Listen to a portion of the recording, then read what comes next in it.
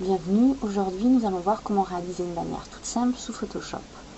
C'est un tuto fait à la demande de Miss, elle sera donc notre modèle du jour.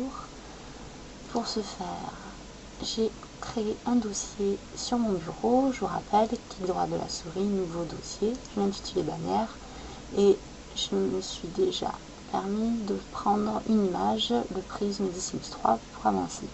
À présent, nous allons récupérer l'image de Miss, le forum officiel. Donc l'image est là, clic droit de la souris, soit je fais enregistrer l'image sous, soit je fais afficher l'image. Pour ma part, je fais toujours afficher l'image, car des fois on a une miniature et je préfère récupérer l'image dans sa taille originale. Afficher l'image, c'est le cas ici. Enregistrer l'image sous, Miss 1955, parfait. Enregistrer. À présent, on va pouvoir aller dans Photoshop et récupérer nos images, donc ouvrir, bannière, clic gauche de la souris, je maintiens en français, un cadre de sélection, et comme ça j'ouvre toutes mes images d'un coup. On va ranger un peu tout ça.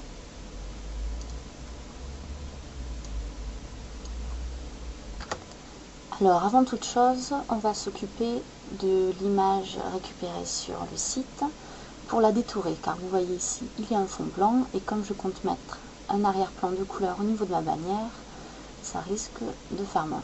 Ça risque pas, c'est même sûr. Donc je vais me servir de l'outil baguette magique, étant donné que c'est un fond blanc très simple et que l'image n'est pas très complexe, ça suffira.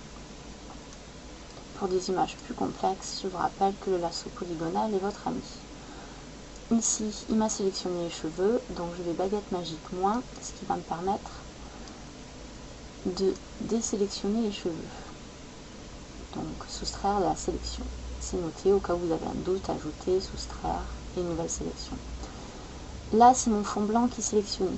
Donc, clic droit de la souris, intervertir pour que ce soit les personnages. À nouveau, un clic droit et calque par copier. On vérifie. C'est bon. Notre image est travaillée. À présent, nous allons faire fichier nouveau. Raccourci CTRL plus N. Donc, donner un nom. Bannière Miss. La largeur, on va partir sur 600 pixels de large sur 100 pixels de haut, qui est la taille maximale autorisée sur le forum officiel des Sims, si par exemple vous voulez mettre cette bannière en tant que signature. Alors, on va commencer par faire glisser nos images sur notre bannière.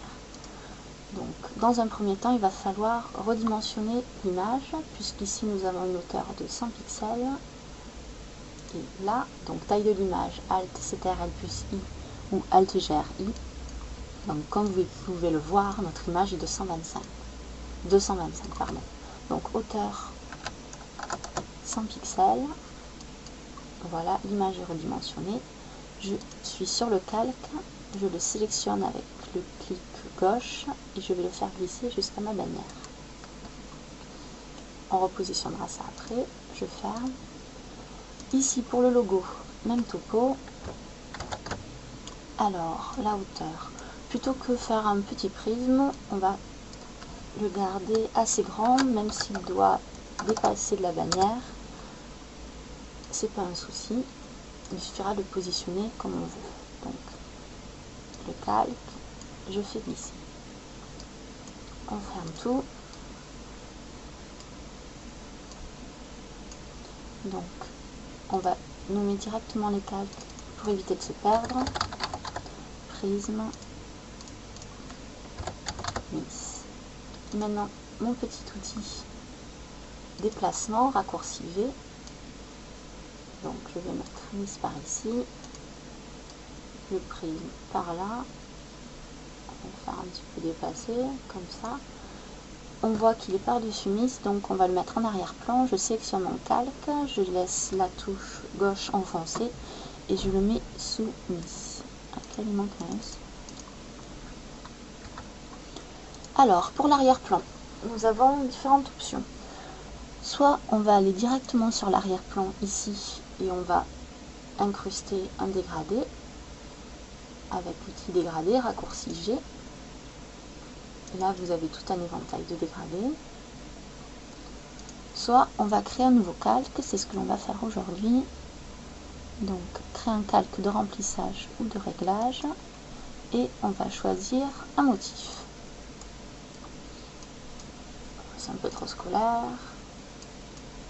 Voilà, on va prendre un arrière-plan assez doux. Alors, quel est l'intérêt de créer un autre calque par rapport à l'arrière-plan? C'est que là, je vais pouvoir jouer avec la transparence. Donc, par exemple, le fond, si je veux que mon bleu soit moins prononcé, je vais le rendre plus transparent. Comme ça, on peut obtenir des variations puisqu'on ne peut pas en soi changer la couleur du motif. Voilà, on a une base. À présent, nous allons rajouter du texte. Donc, outil texte horizontal, raccourci T.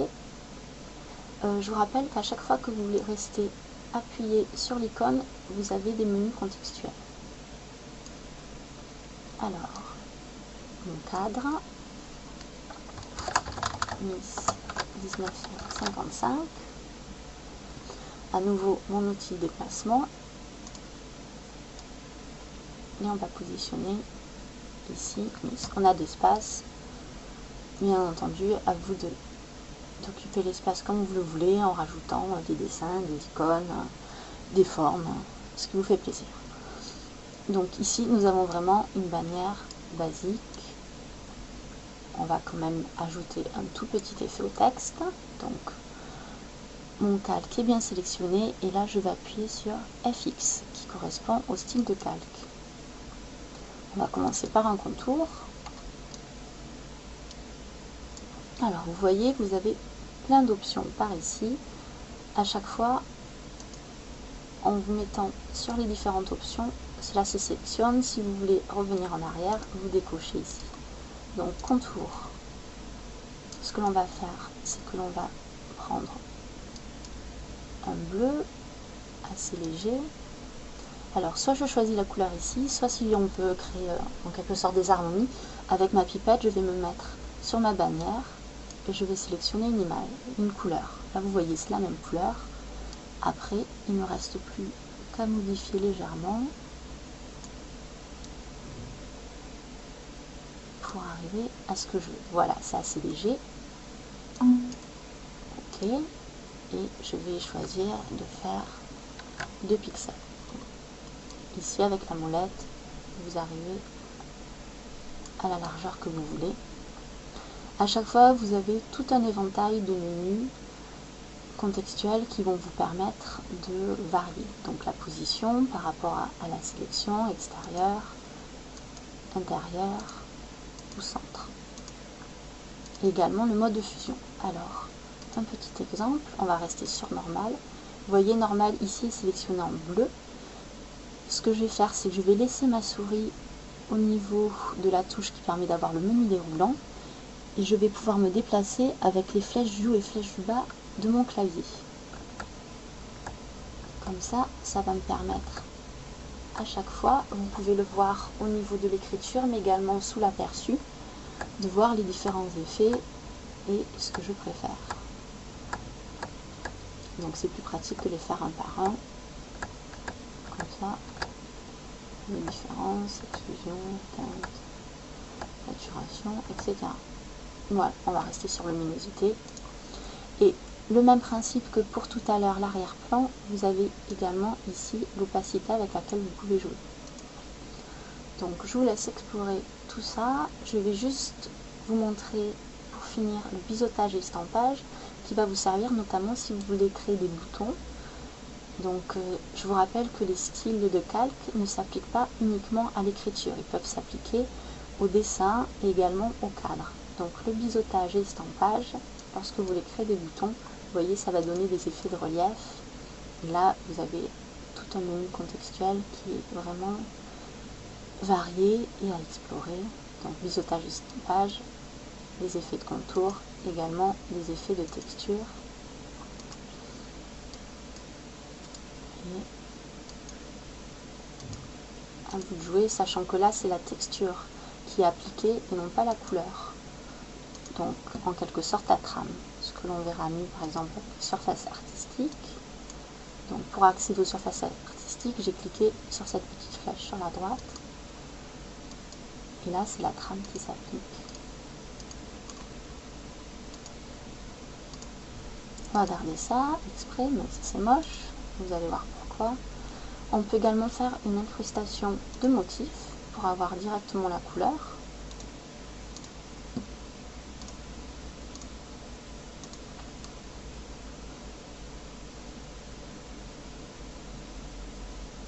Vous voyez, là, c'est la texture qui est appliquée, tout simplement parce que j'ai oublié de me mettre sur le bon calque.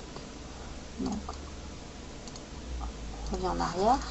Donc, n'oubliez pas de vous remettre sur incrustation de motifs, autrement, vous allez faire comme moi et vous planter. Nature, voilà, ici, on va mettre des petites fleurs bleues. Donc, vous voyez, on arrive à quelque chose de travaillé, mais pas forcément de terrible. Donc, je vous rappelle que ici, au niveau du calque, vous avez le détail des effets que vous avez appliqués. En cliquant sur l'œil, vous pouvez par exemple enlever certains effets.